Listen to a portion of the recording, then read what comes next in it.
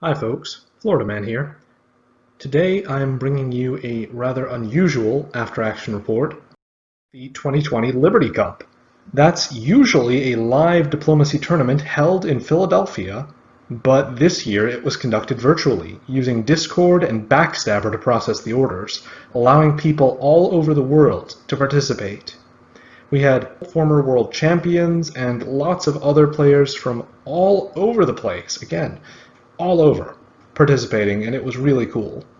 Since I now live in Philadelphia, I would have participated myself anyway, but the amount of competition made it very exciting. Around 100 people competed in the two rounds.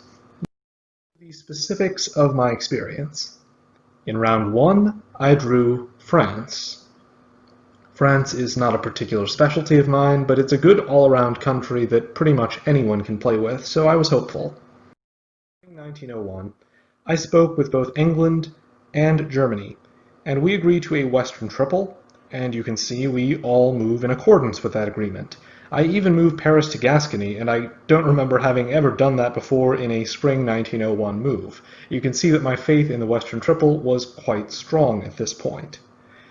I separately agree with each of my allies to turn on the other whenever England reaches the limits of its growth through Russia, which is either acquiring St. Pete or acquiring Moscow. And of course, goes without saying that I wanted to make sure both of them would come to me first in the event that they wanted to stab each other. I actually meant what I was saying to Germany because I felt that Germany was likely to be a better long-term ally for French friendship than England. You see, I'm continuing to move south rather aggressively. Unfortunately for Italy, Germany bounces Russia and Sweden, and England gets Belgium. All is going according to plan so far. Turkey and Austria, meanwhile, are fighting over Greece, and Turkey is also moving against Russia, so there's a lot of conflict everywhere else, except for with Italy, who is just moving quietly, as is kind of normal for Italy. In builds, the Western Triple continues to move as expected. In 1902, Italy suggests that I could move around him rather than through him, and while I don't have any reason to really believe he means it, I try to actually accommodate his suggestions and to move in such a way as to disarm him and avoid him making a wall against me in the Mediterranean, because he and I have the same number of fleets, and I know from previous experience as Italy that Italy can actually hold out a while against France if France is attacking Italy all alone. So I'm hoping to keep him from making a defensive wall against me. In fall, we see that Italy did not want to actually listen to me. He continues holding me off, and I stagnate while my allies begin to make some progress against Russia, taking Sweden and threatening Warsaw. Italy gets support into Greece as well, but he loses Venice at the same time to Austria, despite the fact that Austria had actually not been very responsive to my suggestions that we could work together, which is ominous. With the build phase, I don't have anything to do. Austria interestingly had disbanded his only fleet, and now he only builds armies, right after having chosen to disband the fleet. And I don't really pay much attention to that, but it's actually kind of a turning point for the game, as I'll sort of discuss later. In 1903, I convoy my armies into place to attack Italy full-on, agreeing with Austria to divide up the Italian centers. At the same time, Turkey takes Sevastopol and the Ionian, and England captures St. Pete. Austria pledged to support me into Rome, but he does not do so, instead moving to Venice. I nevertheless advance against Italy, whose position is crumbling now. Germany loses Warsaw and gets stabbed by England for Holland and Sweden, essentially destroying the German position. This was a complete surprise to me. I build a fleet in Brest. I'm preparing at this point to move in a way that's hostile to England. In 1904, I nevertheless pretend to be willing to work with England if he's willing to deal me in on the gains he's getting from Germany, by letting me have Belgium and then later supporting me into Munich. In reality, I have already made a decision in my own mind that I'm going to prop up Germany to the best of my ability because I don't want to depend on remaining in the good graces of the player in England who I now view as potentially very stabby because he didn't inform me of his intentions in advance. I continue attacking Italy, and Austria remains unreliable, unfortunately. For me, at least. Fall 1904, I make a big anti-English move and commit my Mediterranean forces further to the anti-Italian moves. This time, more successfully. Italy dies. I am able to build two fleets, but Turkey does that also. I've been attempting to talk to Turkey. In spring 1905, I attempt to do so more seriously, and unfortunately without success. It's now becoming increasingly clear that he and Austria are partnered. I think that the fact that Austria started only building armies at an earlier point was key to this happening because Turkey is building pretty much only fleets as well. So I am unable to appeal to Turkey successfully, despite the fact that I hold out the possible gain of the Austrian centers. I'm still moving in an anti-English way, but I am beginning to rethink it because I'm starting to see Turkey as more of a threat. And you see this season, he actually tries to take Tunisia, which I bounce. 5. I'm in open warfare with Austria, Turkey, and England, and frankly, it's just going very poorly. With spring 1906, I begin reallocating my forces in discussion with England to face Austria-Turkey, and England basically does what he says he's going to do, moves in a predictable way, doesn't seem to be holding a grudge against me, which makes sense. I didn't actually successfully take anything from him. And I try courageously to defend myself against these attackers. I try to move to Burgundy and to position myself to retake Marseille quickly, but the situation is just a nightmare. Germany, who I had been helping all this time, supports Austria into Burgundy, preventing my defense from forming. In fall 1906, my position collapses even further. I attempt to make recovery moves, but without much real success, frankly. And in spring 1908, it looks like this, and we conclude the game with a draw.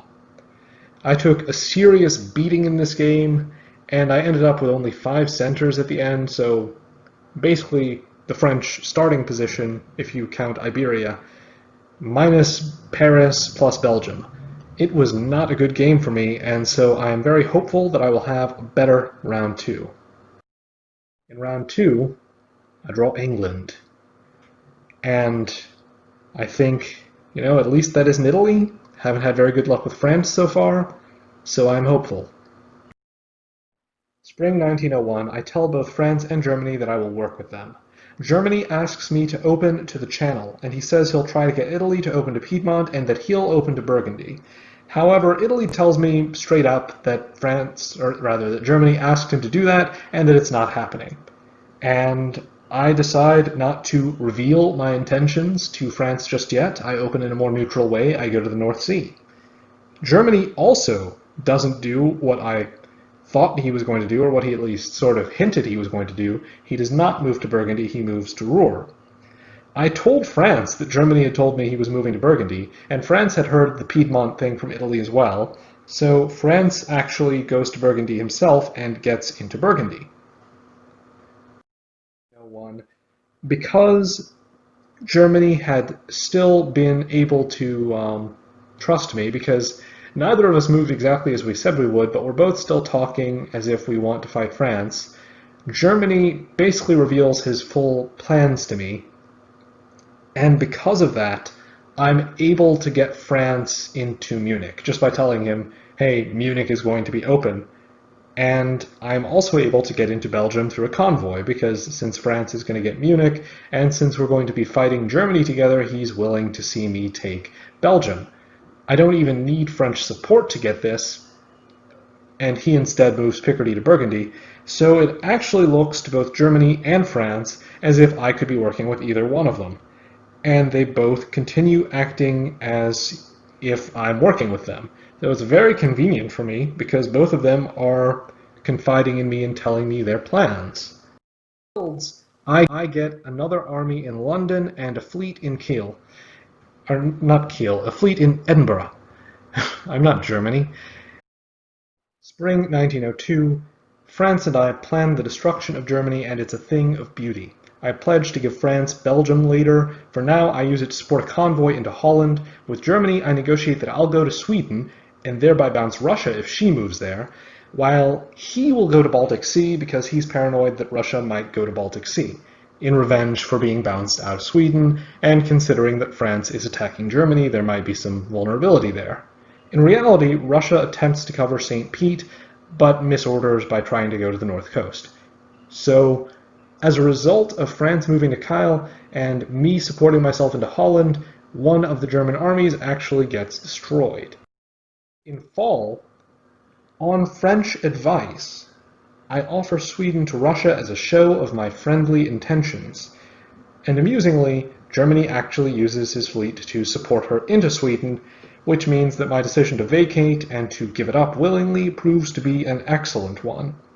Although Germany is no longer speaking with me, I also successfully predict some of the German moves elsewhere.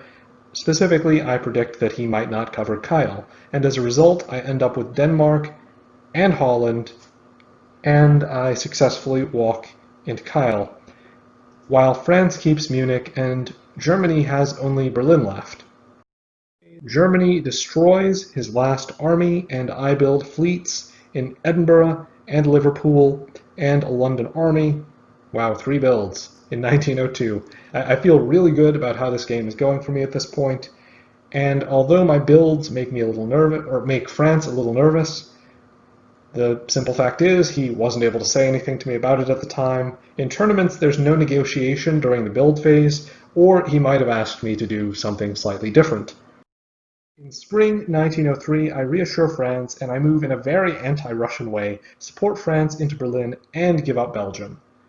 All of this done to keep this alliance alive, because I'm fairly secure that if England is allied with France, it's very difficult for France to stab England, as long as England keeps up some very minimal level of guard. Fall 1903, I fully reposition against Russia. France positions to go after Italy alongside the Juggernaut, and Austria and Germany disappear. France asks for my okay after this to build a fleet in Brest and an army in Marseille so he can move an army to Piedmont, and I allow this. Italy, clearly suspicious of France, builds a unit in Venice, and although I had tried to get Russia to get rid of her northern fleet, she keeps it and instead destroys her Sevastopol fleet, which just kind of shows how committed she is at this point to the Juggernaut. Spring 1904, France tries to persuade me to perform some kind of weird convoluted convoy, suggesting that I could convoy Holland, I think, into St. Pete, and that seems so impractical for my present situation that it actually makes me do a double take and makes me a bit suspicious. And France quickly backtracks on that and just offers to let me move Kiel through Berlin to get to Russia, and this I do, but because my intuition is kind of nagging at me that France might be about to stab, I move my North Sea and Norwegian Sea fleets in a defensive way to defend the homeland in the event that France does move against me. At the same time, I capture St. Pete, but I am correct and France is stabbing me. So, in fall 1904, I move to defend fully against my former ally, and although he improves his position relative to me and gains Kiel, I actually took back Belgium, which I had given him earlier, and I get 2 builds due to losing the army that I had in Ruhr and getting St. Pete. The position becomes semi-defensible, at least on the island, if not elsewhere, and I think everyone recognizes that the game is kind of unpredictable at this point.